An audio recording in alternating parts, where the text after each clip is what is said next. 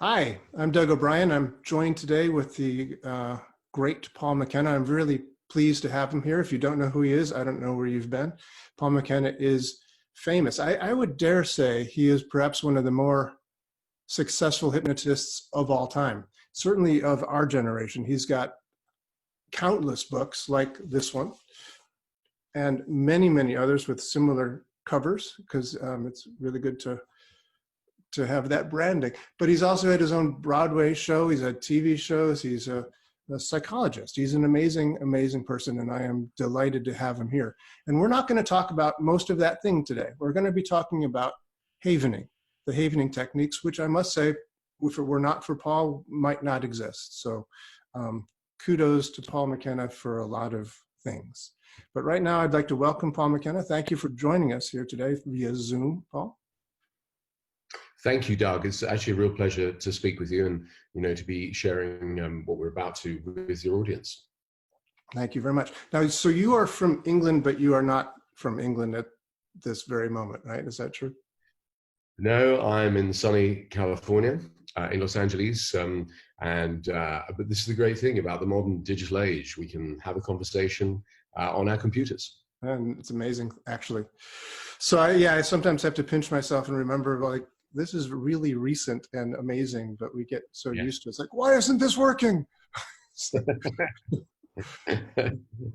So speaking of things that work, you and I both do the havening techniques, and I want to talk to our listeners, our watchers about this today, because you and I both know how amazing it is and how effective it is. One of the first times I ever saw it done was you doing it at a demo in 2013. But it is astonishing what it does for people. And I think by now there's a lot of videos, a lot of information about how important that is. But just if you could give us a little rundown on what you believe about the importance and amazingness is of havening. Well, I suppose, Doug, I need to put it in context, which is, I'm primarily a hypnotist. And, I'm Richard Bandler trained, so I'm Ericksonian in style. Although, I started as a stage performer, as you rightly mentioned. And I'm very much a direct hypnotist before becoming an indirect hypnotist. I'm a master trainer in NLP. And, and I'd say majority of the time I use NLP techniques with people. But I became interested in psychosensory therapies. A number of years ago. Richard Bandler introduced me to Roger Callahan. And actually, it's a very bizarre story, that's how it all came about. I went to have a psychic reading. I was making shows about, TV shows about the paranormal. And the lady who I went to have the reading with, and I have to admit, I was skeptical, I didn't think anything in particular. She pulled a book off her shelf, and it was by Roger Callahan called Tapping the Healer Within. And, as you may know, he's the father of TFT, one of the early psychosensory therapies. And she said, this book's for you. I said, oh, thank you. She said, no, you're going to work with this guy. This is important, I'm told. I went, okay, I'll read the book. And I was on the flight the next day to New York. And I thought, I've trained for years in hypnosis and NLP, and apparently all you do is go on your head or your shoulder. And that's it. That's all you do. That's it. It's nonsense, isn't it? Right? Anyway, I was sitting next to the person I'm traveling with, who says, I'm dying for some chocolate. And I went, well, why don't you have some? No, I'm trying to lose weight. I went, I just turned the page on compulsions. I went, try this. Tap here, whatever.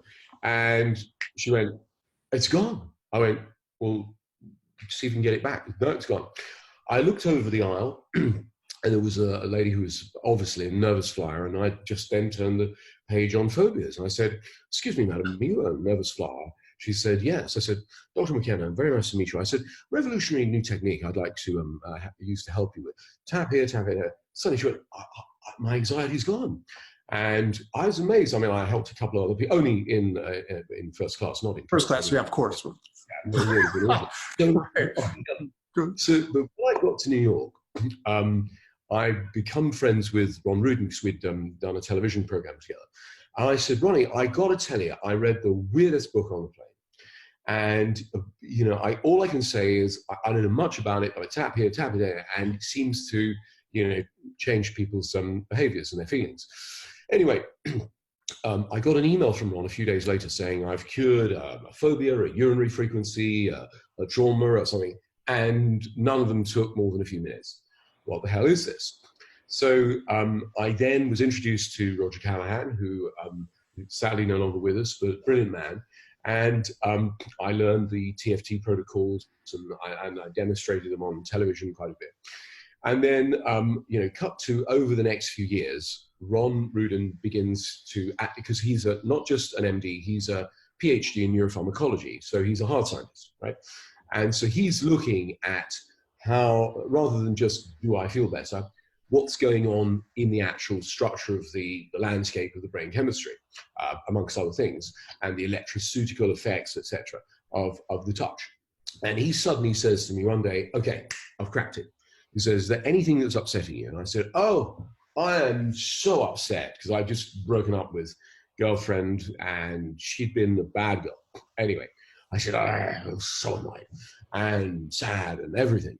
And anyway, he said, watch this. And he touched the side of my arms, had me move my eyes laterally, do some visualizations like walking on a beach.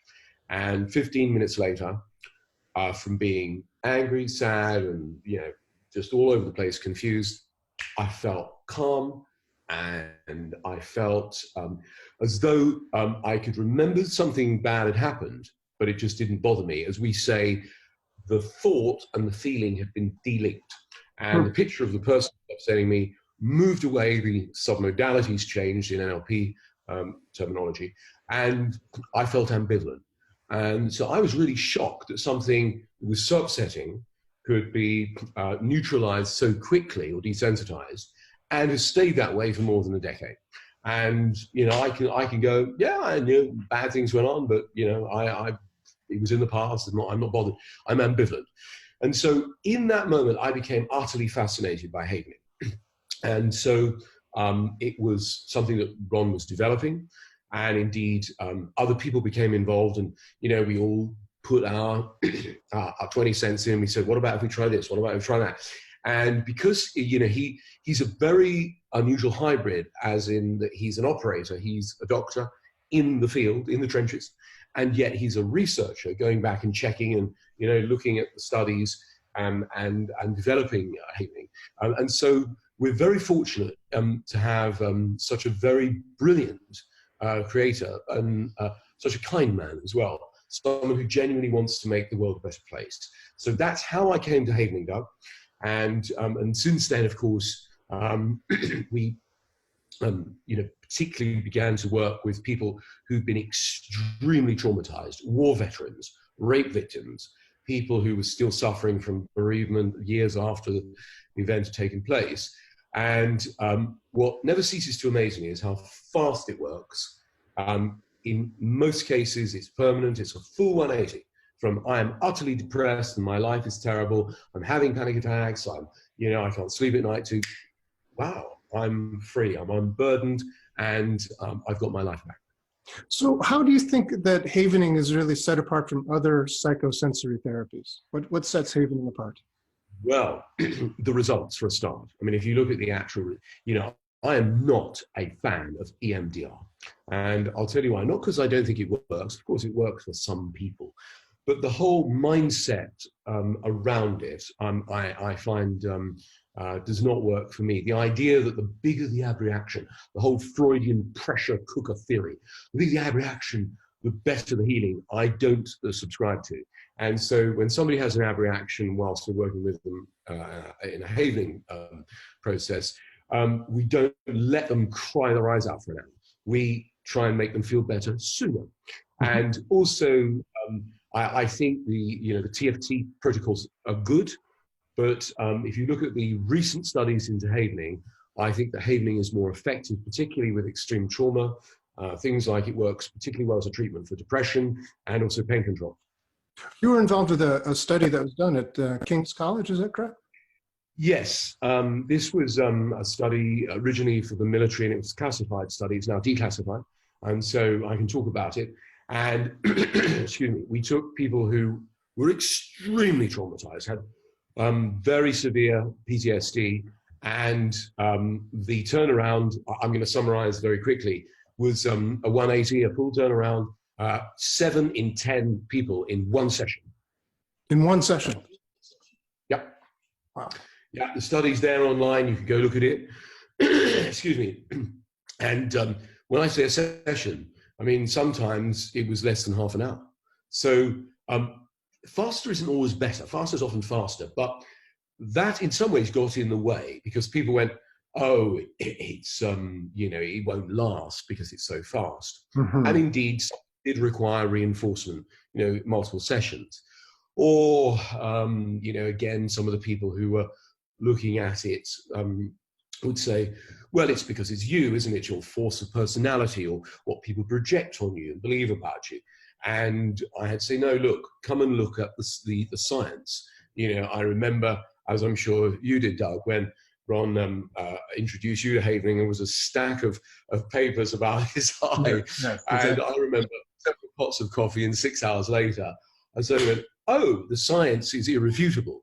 You know, the touch here, here, here, lateral eye movements creates a massive amount of delta in the brain, which dephosphorates the AMPA receptors, which means it's changing the landscape, the actual physical structure of the way that we hold the trauma together. And so it's not just, say, blind belief. It's not, again, another thing was people say, well, this is just hypnosis, isn't it? When you're touching people, you're really hypnotizing them.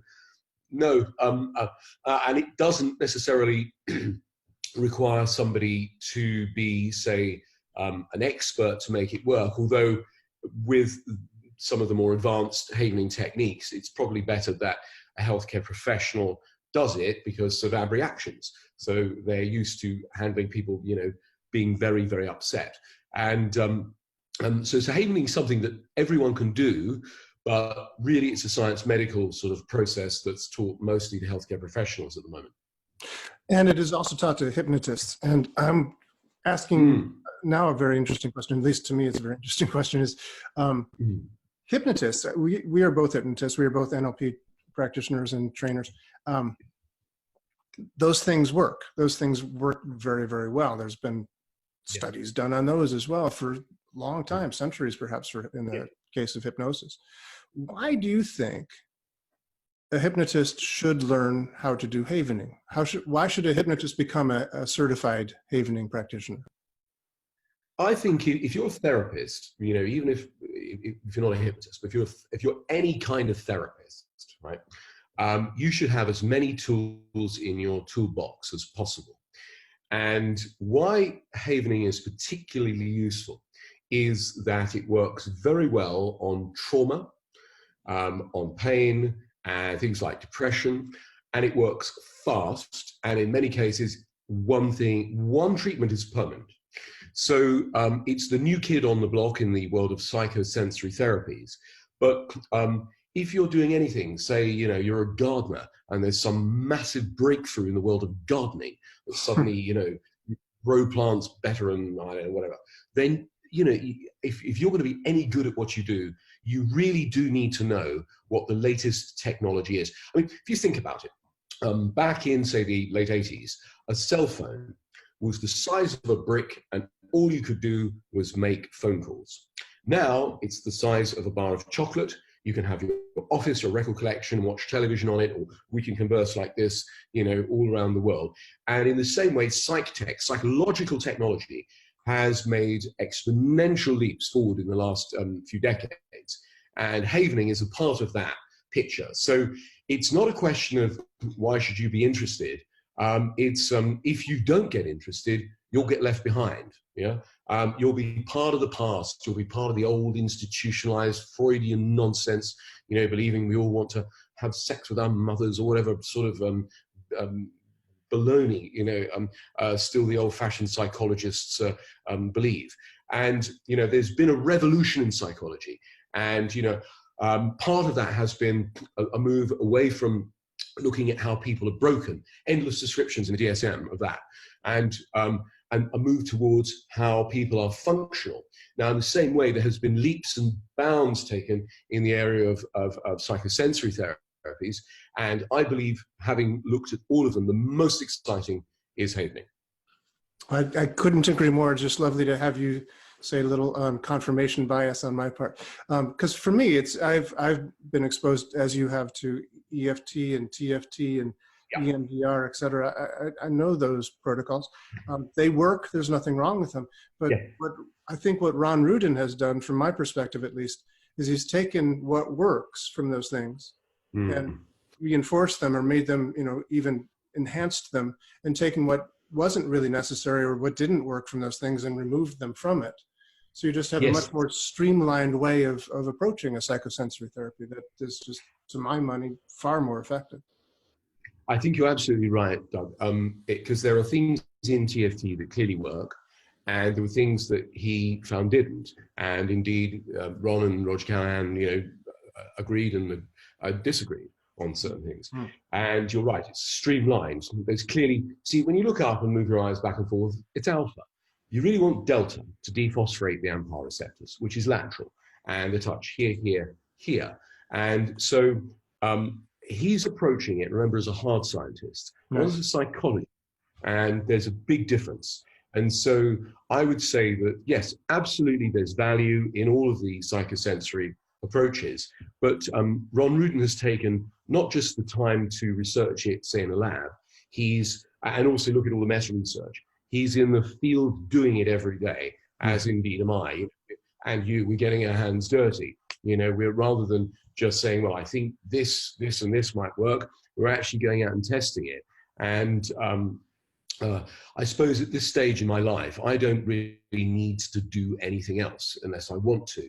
And I very much like working with people. In fact, I did a very complicated PTSD case on the phone last night with a friend of mine who's had a terrible set of traumas occur. And, within less than half an hour, he went from being extremely traumatized to calm and peaceful and resilient and able to deal with the challenges he faces. Yeah. And from a practitioner point of view, it's also really nice for me to be able to give the gift of self-havening to my clients as well, so that when they finish the session with me, they're calm and they're fine, but they also have a way of taking it with them and building more and more resilience as time goes on. So it's a lot of, really impactful self-care that people can do, so that they build that resilience and they don't get the trauma that they would have ordinarily in the future. Yes, you're absolutely right. The self-havening here and here and here, and lateral eye movements, which somebody can do, and indeed that's what I was doing. I was guiding somebody through self-havening on the phone last night. Yeah. Is definitely impactful and helpful. I think it's obviously better if you are sitting with somebody in person, although it can be done, over the internet. But there's something about the touch of somebody that really has a positive intention. The touch of a predator is different to the touch of a healer. That's true. That's a very obvious distinction there. But it's, the intention behind it. And there's also just something when somebody else does the touching, like, so you can do massage on yourself, but it's far better to get a massage therapist to get in there, and you can just relax while they do the work. I think it's a good analogy. Yeah. Well, thank you, Paul. This has just been a delightful conversation. I hope you've enjoyed it as much as I have. But I have. It's always lovely to talk with another therapist, because it's a unique job that we do. I think it's a noble job that anyone dedicates their lives to making other people's lives better. And there are so many. I could say, when I first started doing hypnosis about 30 years ago in England, it was witchcraft. And over the last few decades, things have changed dramatically. We now have lots more therapists, hypnotherapists, life coaches, motivational speakers, people who, dedicate their lives to making other people's lives better. And so, it's a pleasure to be here and talk with you today, Doug, and say, whether you're a hypnotherapist, psychiatrist, psychologist, any kind of therapist, havening is going to be with us and be an important part of the future. And I believe that everyone should get interested in learning. Very good. Well, thank you again for taking the time, and God bless you, or whomever bless you, or, the universe bless you. May the Thank you, force Doug. be with you, etc. Bye-bye. That's great. Thank you, Doug. Thank you so much. Bye-bye for now. Okay. God bless. Bye-bye. Bye.